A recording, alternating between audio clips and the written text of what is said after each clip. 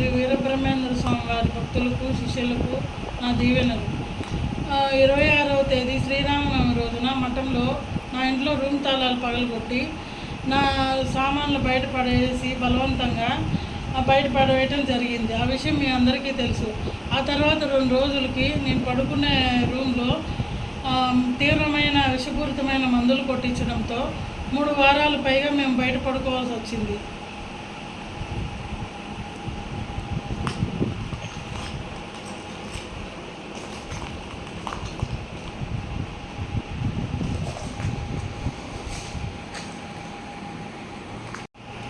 మీరు చూస్తుంది మేము పడుకునే రూము. విషపు వాసన కొద్దిగా పోయిన తర్వాత నేను కడుక్కొని ఇక్కడ పడుకుందాము అనుకునే సమయంలో ఈ నెల మొదటి వారంలో గొడవ చేసి భారీ స్థాయిలో ఒత్తిడి తెచ్చి నేను పడుకునే ఈ హాల్లో తవ్వించేశారు. కనీసం ఏం చేస్తున్నారు, నేనేం చేయాలి అని అడిగినా దానికి సమాధానం చెప్పకుండా నా మీద పోలీస్ కేసు అక్రమంగా పెట్టారు. ఇది ఎంత అక్రమము!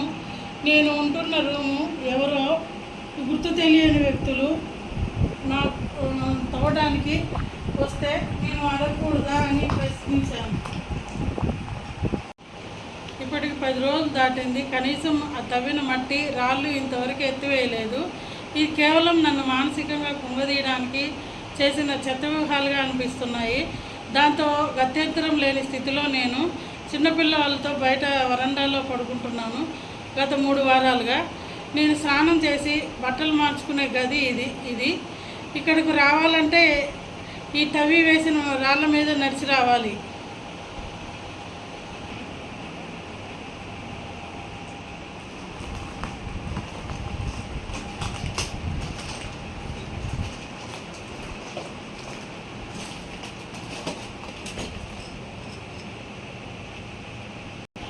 అలా తవ్వి వేసి కనీసం స్నానం చేసి ఆ గౌరవంగా బట్టలు మార్చుకునే వసతి కూడా లేకుండా చేశారు.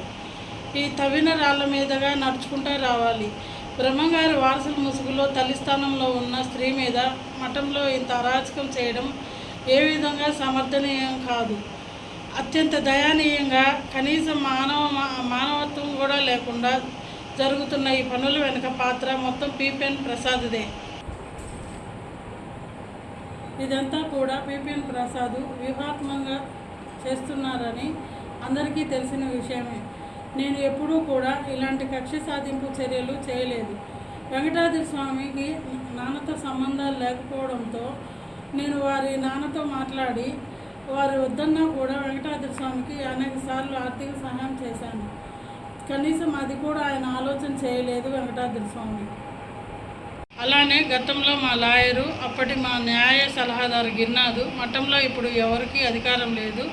వెంకటాద్రి స్వామి లేదా ఇంకొకరు ఎవరు కూడా కార్యక్రమాలు చేయకుండా కోర్టు ద్వారా ఉత్తర్వులు తీసుకున్నామని చెప్పినప్పుడు కూడా నేను దానిని వ్యతిరేకించి మా బావగారి సలహా మేరకు అలాంటి ఆలోచన వద్దని, మా పోరాటం వ్యక్తుల మీద కాదని, మా పోరాటం కేవలం మఠాధిపతి గారు చేసిన గోవిందస్వామి నియామకం గురించి మాత్రమేనని లాయర్ గారికి చెప్పడం జరిగింది. ఈ విషయం పిపిఎన్ ప్రసాద్ మాతో చర్చలని ట్రాప్లు వేసినప్పుడు కూడా చెప్పాం. కనీసం ఇవేం పట్టించుకోకుండా అత్యంత దయనీయమైన అమానవీయమైన పనులు చేయడంతో పూర్తి బాధ్యత పిపిఎన్ ప్రసాద్దే అనడంలో ఎలాంటి సందేహం లేదు. భక్తులు, శిష్యులు, హైందవ సంఘాల వారికి ఈ అరాచకం గురించి తెలియచేయడం కోసమే మేము ముందుకు రావడం జరిగింది. అలానే వీరబ్రహ్మేంద్ర స్వామి వారు ఇలాంటి చర్యలకు పాల్పడుతున్న వారికి జ్ఞానోదయం కలుగజేయాలని కోరుకుంటున్నాము.